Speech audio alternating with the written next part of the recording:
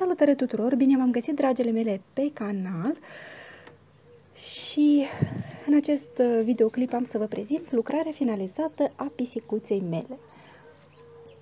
Este o vreme foarte frumoasă, cântă păsărelele și am o ocazie deosebită să vă prezint sclipirea acestui tablou afară, la lumina soarelui. Este o zi foarte călduroasă. Cu siguranță veți vedea videoclipurile frumos montate, prezentate, în care vă arăt acest tablou la începutul și la sfârșitul acestui videoclip.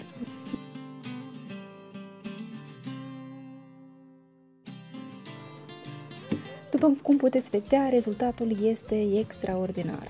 Sunt foarte mulțumită de rezultat, este peste așteptări. Probabil am să continui să vă povestesc amănuntele despre acest tablou în interior, deoarece soarele este foarte puternic și telefonul meu se încinge. Tabloul a fost procurat de pe AliExpress. Am plătit undeva $5 pentru el.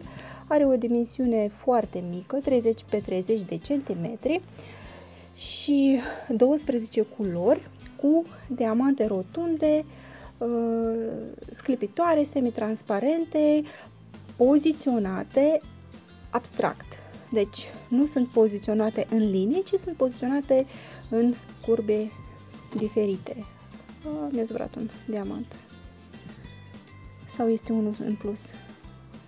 Este o dimensiune foarte mică, 30 pe 30 de centimetri, dar cu toate acestea este elaborat și gândit foarte bine. Chiar mi se pare că s-au lucrat oameni pricepuți la acest design și l-au gândit foarte bine.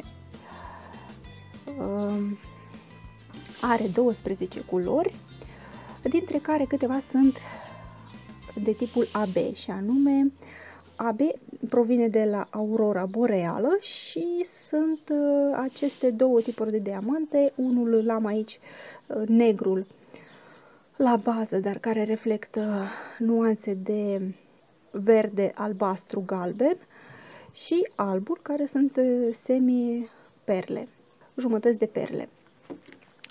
V-am prezentat despechitarea acestui tablou în videoclipul precedent. Pentru cei care sunt interesați, puteți să vizualizați. Dar astăzi, pur și simplu, vreau să vă împărtășesc impresiile și emoțiile pe care le-am avut lucrând acest tablou. Sunt foarte, foarte mulțumită de rezultat. Este peste așteptări. Lucește, e extraordinar. Nici nu pot să vă descriu cât de încântat am fost de rezultat și deja m-am obișnuit cu el și cred că au trecut 3 zile de când am finalizat această lucrare. Mi-ar plăcea să-l admir în continuu zile întregi. Și aștept cu nerăbdare să-l înrămesc și să-l agăț pe perete. Singurul dezavantaj în acest kit a fost gumița, care a fost cam uscățică și nu a lipit destul de bine diamantele. Vă arăt imediat.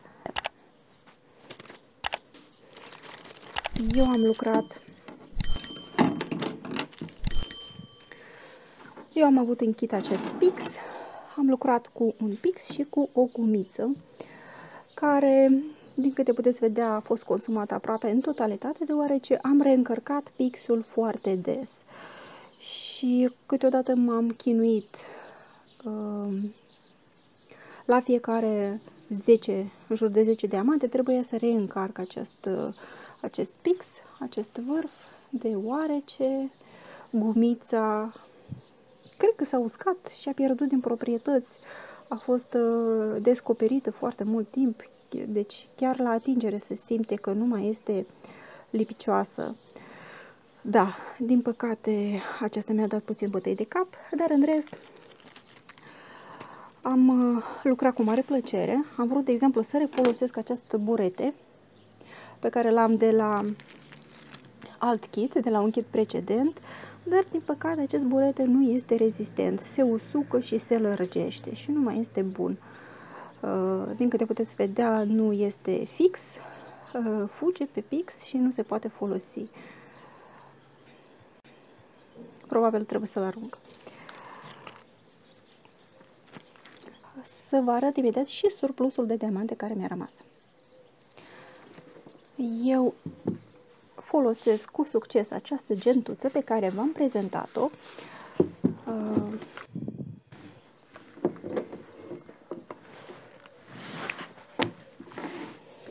Este foarte comodă și sunt foarte mulțumită că am procurat această gentuță, acest organizator. Aici, în partea dreaptă, mi-am stocat în aceste recipiente diamantele, care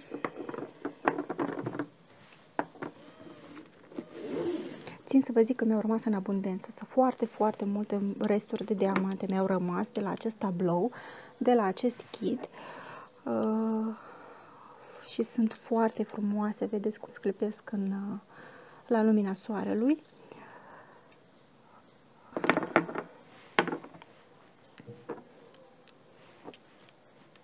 Acesta este diamantul de tip AB, care este puțin diferit.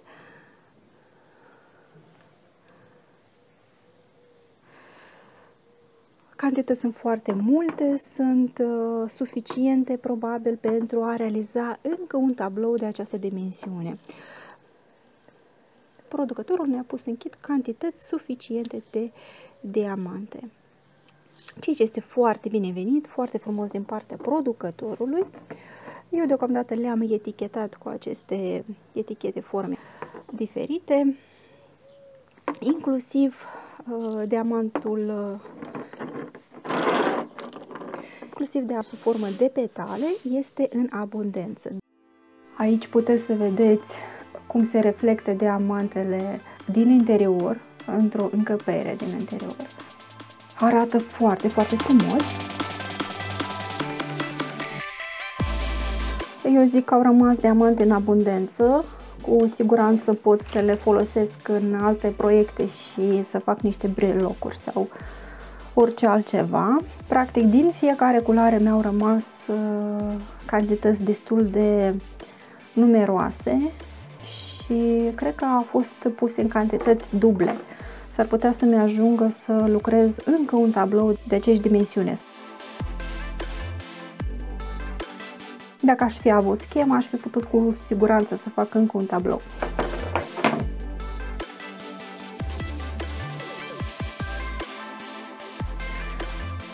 Am o multitudine de diamante rămase, inclusiv aceste petale, care, dacă vă uitați aici, avem 3, 6, 8, 16. 16 diamante avem nevoie și cred că am 2, 3, 4, 5, 6, 7, 8, 9, 10, 11, 12, 13, 14, 15, 16, 17, extraordinar, număr dublu.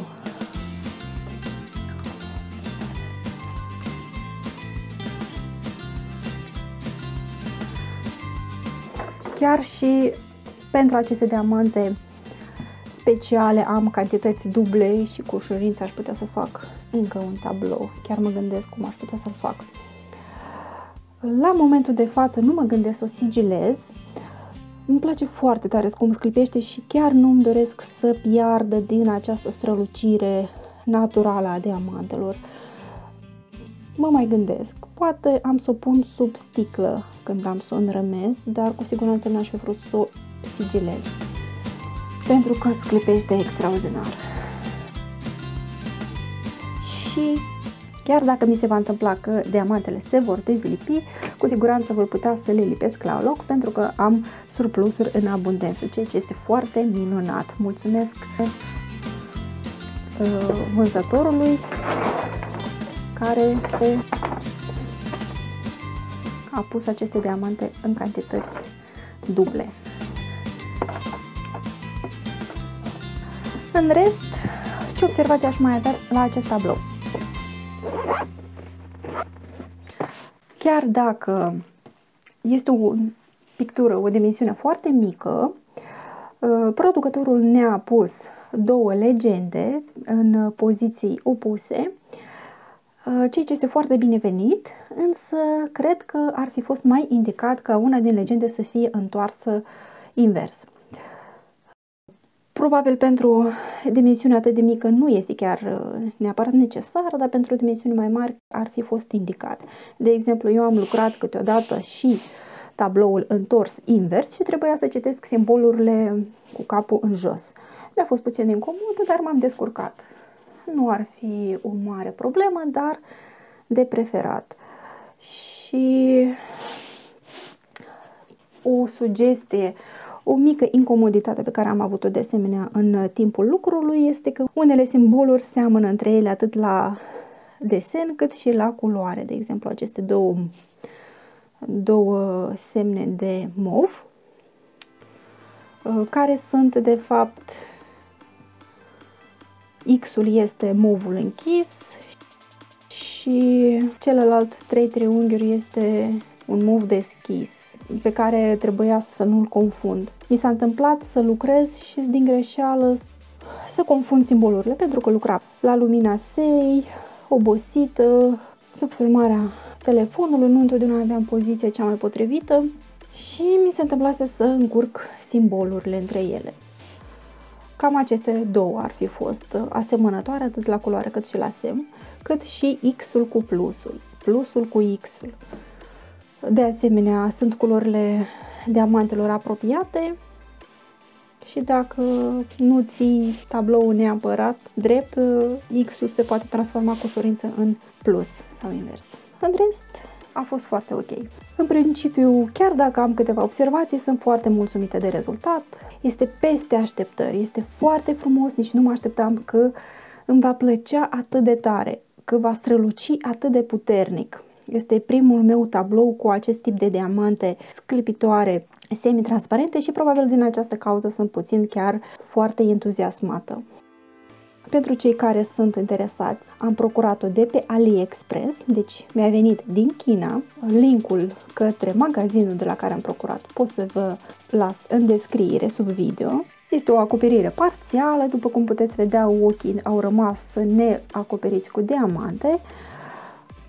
Am avut o plăcere deosebită să lucrez la acest tablou, cu toate că la mine a durat puțin mai mult pentru că trebuia să găsesc un moment potrivit ca să pot să filmez și ca să nu fie fiica mea în preajmă, care se implică foarte tare și de fiecare dată când mă vedea lucrând acest tablou își dorea foarte mult să încerce și ea, era foarte pasionată de această activitate. Fiica mea de 5 ani, care s-a descurcat de minune, s-a descurcat chiar foarte bine pentru vârsta ei, le-a poziționat cu grijă, cu atenție la locul corect. În principiu, cu ușurință puteți să-l finalizați într-o singură zi dacă insistați. Aproximativ în 8 ore de muncă, cu pauze respectiv, puteți să-l finalizați cu brio. De exemplu, mie mi-a luat într-o seară să finalizez a 4-a parte din tablou. Cam atât pentru astăzi, dragii mei. Vă recomand să vizualizați până la sfârșit, deoarece urmează o prezentare artistică mai prelungită a acestui tablou minunat. Sper că am reușit să vă inspir și să vă aduc informații utile. Dacă v-a plăcut acest videoclip, nu uitați să mă susțineți cu un like, să vă abonați pe canal, să-mi lăsați în comentarii opinia dumneavoastră despre acest tablou, poate ați lucrat și dumneavoastră tablouri asemănătoare, și să apăsați pe clopoțel ca să primiți notificări pentru videoclipurile noi. Pentru că în unul din videoclipurile care urmează am să vă prezint cum am lucrat acest tablou, această pisicuță minunată de la început până la sfârșit. Am încercat să fac un fel de timelapse pe repede înainte al unui proces de lucru. Și mai am încă multe alte tablouri de lucrat și de prezentat care își așteaptă rândul și momentul oportun. Vă mulțumesc frumos pentru vizualizări, o zi frumoasă să aveți, pa, pa!